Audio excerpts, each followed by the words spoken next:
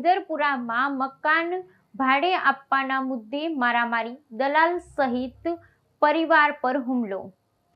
સુરતના મૈદરપુરા વિસ્તારમાં મકાન ભાડે આપવાના મુદ્દે થયેલા વિવાદ હિંસક સ્વરૂપ ધારણ કર્યું હતું। રૂઢનાથપુરા ખાતે બંગાળી સમુદાયના લોકોને મકાન ભાડે આપવાને લઈ સ્થાનિકો અને મકાન દલાલ વચ્ચે બોલાચાલી બાદ મારામારી થઈ હતી। આ સમગ્ર ઘટનાના દ્રશ્યો નજીકના સુરક્ષા કેમેરામાં કેદ થઈ ગયા હતા, જેને આધારે પોલીસે તપાસ શરૂ કરી છે।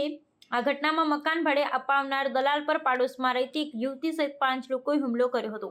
હુમલાખોરોએ દલાલને માર મારતા તેની આંગળીમાં ગંભીર ઈજા ફ્રેક્ચર થઈ હતી, જ્યારે દલાલના પિતા અને બહેન તેને બચાવવા માટે વચ્ચે પડ્યા, ત્યારે હુમલાખોરોએ તેમને પણ માર માર્યો હતો। આ હિંસક ઘટનાને પગલે સમગ્ર વિસ્તારમાં તંગદિલીનો માહોલ સર્જાયો હતો। પીડિત પરિવારે આ મામલે મૈદરપુરા પોલીસ મથકમાં ફરિયાદ નોંધાવી હતી। પોલીસે ઘટનાની ગંભીરતાને ધ્યાનમાં લઈ હુમલો કરનાર 5 આરોપીઓ વિરુદ્ધ ગુનો નોંધી કાયદેસરની કાર્યવાહી હાથ ધરી છે। હાલ પોલીસ કેમેરાના દ્રશ્યો અને અન્ય પુરાવાઓના આધારે વધુ તપાસ હાથ ધરી રહી છે।